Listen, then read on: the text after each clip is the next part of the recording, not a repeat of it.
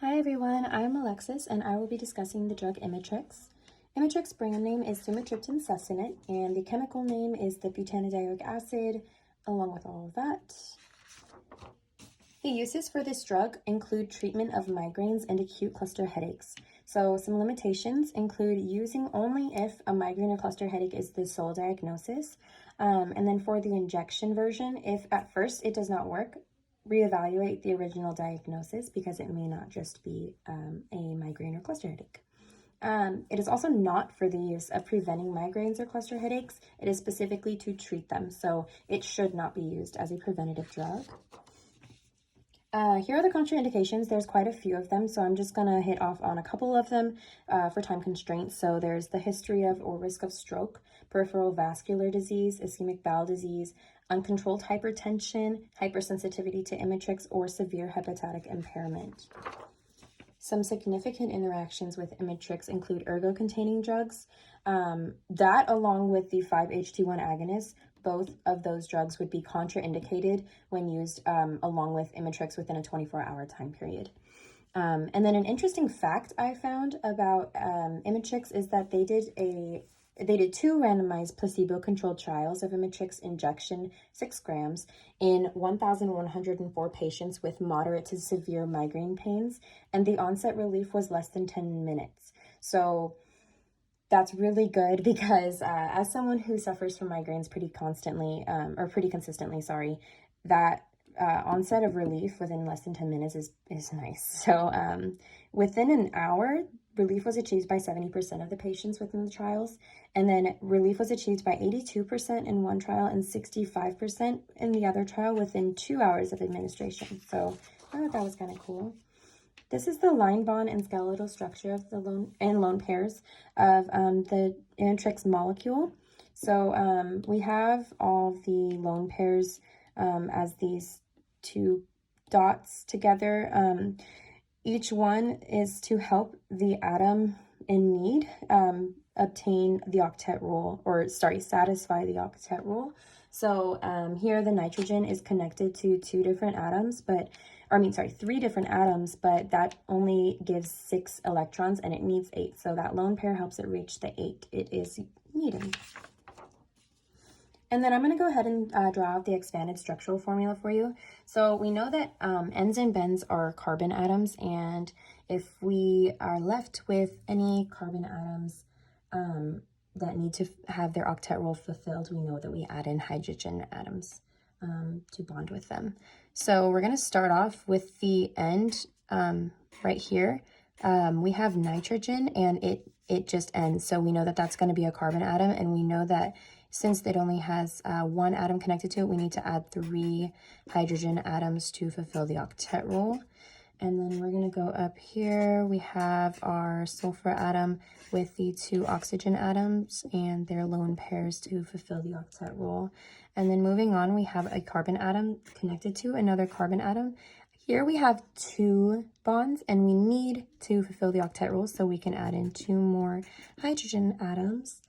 And here we are going to go down to a single bond with another carbon atom and a double bond. Then another single and double and 1 more single. So we see here this has only 3 atoms connected, and so we need to add in an extra H, another H here, another H here. This one I believe is connected to nitrogen atoms, so we are good there. And then this one connects to another carbon atom, so we are good there. This nitrogen has a hydrogen connected to it down here as well, and then we go up to another carbon atom double bonded with the other carbon atom, and then we're going to keep going up here to another carbon atom because we have bends going on. So we are fulfilling every rule doing that. And then this one, we know we're going to need our hydrogen connections, and we're back over here to the end. We have 2 ends here, so we know we have 2 more carbons, and each one is going to have 3 extra hydrogens to fulfill the octet rule. And then that's going to be the expanded structure. Moving on, this is with the VSEPR theory, so showing the shapes of all the bonds. We have a lot of tetrahedral in the molecule, so tetrahedral is going to be where the central atom is connected to 4 atoms. And then the blue is trigonal pyramidal. So that just means that the lone pair up here acts as basically the top, and then the 3 atoms that are connected to it are going to be like going down. So it looks kind of like a pyramid in that way. And then we have another tetrahedral here and here because each one is connected to 4 atoms. And then we have the trigonal planar, which means that it's connected to 3 atoms. But we have a double bond, so there's 4 bonds, but 3 atoms. So that's how we know it's the trigonal planar. And then that goes all the way around here, all the way until we get to our next nitrogen atom, which again is a trigonal pyramidal because of that lone pair on top, and then the 3 atoms connected to it.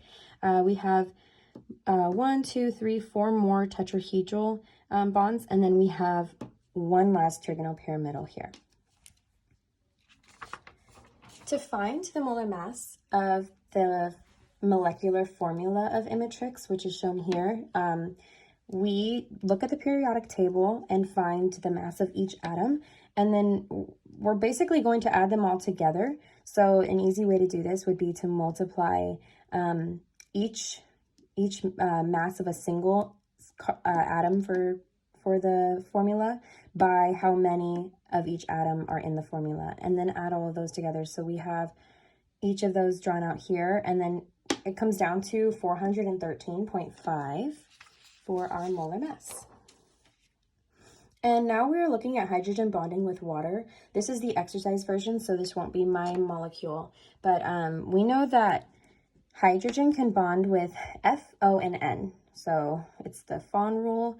And we have F, O, and N all over here. So I was able to bond water molecules to each of these atoms. And then we have H bond donors and H bond acceptors. And then this is going to be hydrogen bonding with water with my molecule, Imitrex. So we have the same rule. It's the FON, or how we can connect hydrogen to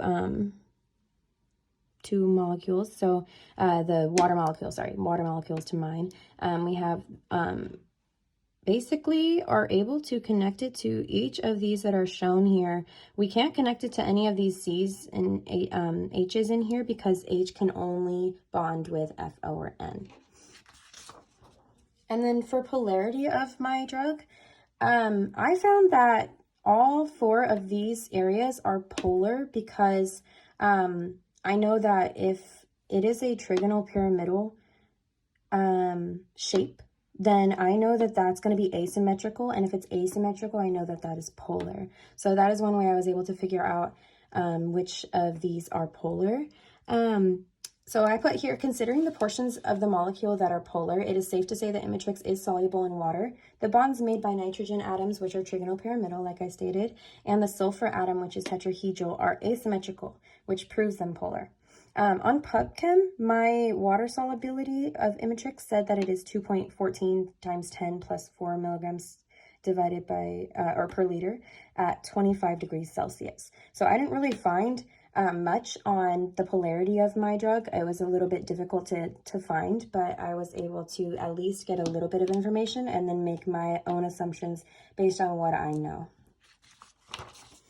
And then for these couple of math problems that were at the end, for the first one, if I wanted to prepare 50 mils of 2.30 times 10 to the negative 2 molarity solution of Imitrex and deionized water, I would start with finding the moles of Imitrex that we have with this. So to find that, we know that molarity is mole over liters.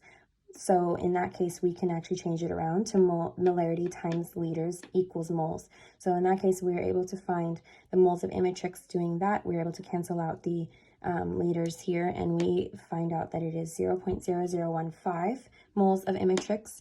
And then to prepare the solution, or to find the grams that we need to weigh out to prepare our solution, we look at the periodic table. So I already talked about how to find the molar mass. Here we have the molar mass before we rounded it.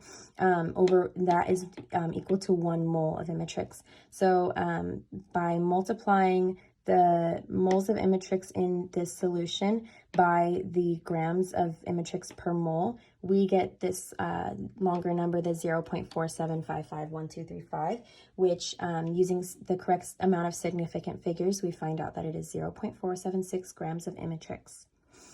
So to explain how to make the solution, we would start by first weighing out the 0.476 grams of Imitrex on a balance and then putting it into a 100 ml beaker.